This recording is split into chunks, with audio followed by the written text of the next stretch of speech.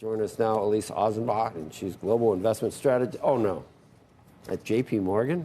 No, at JPMorgan Private Bank. So you didn't talk to Jamie this morning, I guess, did you? I missed him. I'm sorry. You missed. You saw that he had called, but you didn't. Yeah. No, that's not true. He's here. Yeah, that's not true. Would you wait till June? You think that's a good call? Do you have a different? Let's not even talk about Jamie Dimon. What do you think you're part of that company? Sure. Our base case is that the Fed will deliver its first rate cut in June, but this morning's CPI data and the 3 CPI prints that are going to follow that before that June meeting are ultimately going to dictate the direction.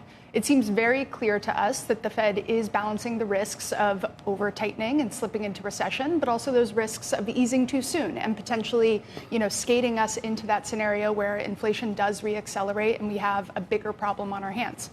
When you talk about it, it seems really like threading a needle. For us to just assume it's going to be a soft landing does seem like a stretch, doesn't it? They'd have to get it exactly right.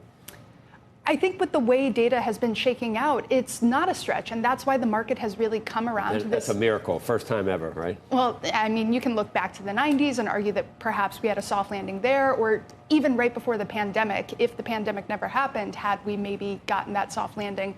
But what we're really focused on with our clients, while we have this optimistic outlook on equities, we're trying to remind them not to get complacent and make sure you're preparing for all outcomes, which is why we're still focused on making sure that people have a full duration position just in case things don't go our way and you do need that protection in your portfolio. I mean, all the difficulty that we experience in trying to handicap this, it all depends on whether growth and inflation or a strong economy and inflation are definitely related. And lately we've been saying it's not necessarily a direct linkage. And you could have a decent economy and inflation could slow as pandemic supply constraints. As that finally goes away, you could have both. You don't need necessarily to go to 5% unemployment to have inflation come down. Or now are we back? Now it sounds like when we talk about this, we're talking about growth and inflation being the same thing almost. Well, look, a couple of years ago, we were in the same camp as many people, thinking that in order to solve this inflation problem, you probably did need to see some of that weakness in the economy, especially the labor market. But instead, and what's caused us to shift our view, is that the labor market tightness, a lot of it's been solved by the fact that you've had this increase in labor supply, driven mostly by foreign-born workers and also women's labor force participation, that's helped release some of that, tension. Combine that with the fact that corporate America is a lot more resilient to this level of interest rates than we initially thought, and the growth picture still looks to be holding up okay. And even consumers that have fixed mortgages, so that maybe the Fed didn't get the bang for the buck for that either. So would you say that as a firm you've changed your opinion on whether growth and inflation are always linked, like Waller, like the Fed? I mean, there is that thinking now, and that's different than we used to think, or at least a sort of a little modification of it. Absolutely. Really? Yeah, so you've changed that, yeah?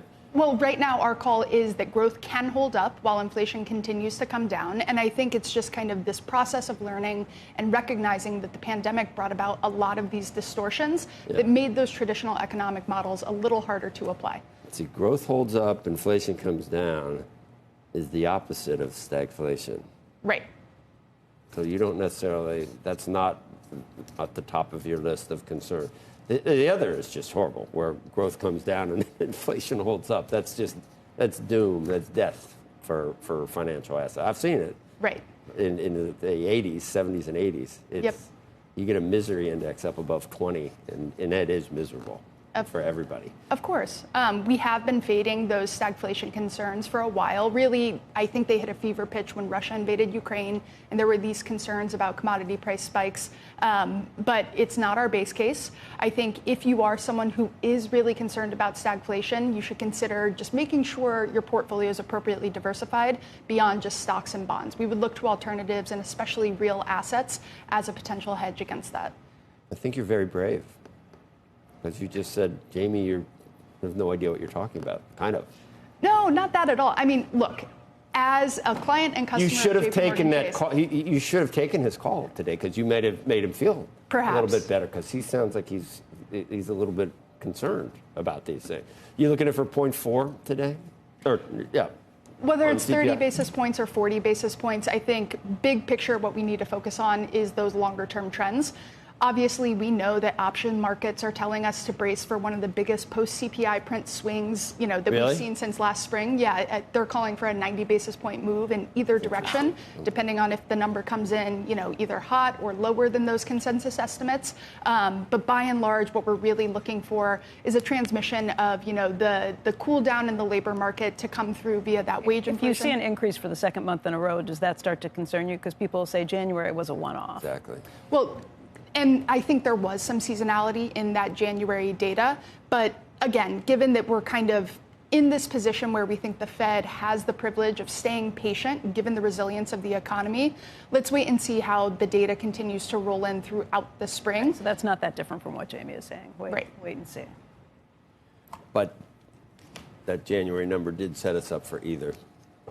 Because it was a one-off, or, it's the beginning of resurgent inflation. So either one is not going to be surprising. Hence, the big move expected. Because either one is kind of going to be a surprise. No one knows, I don't think.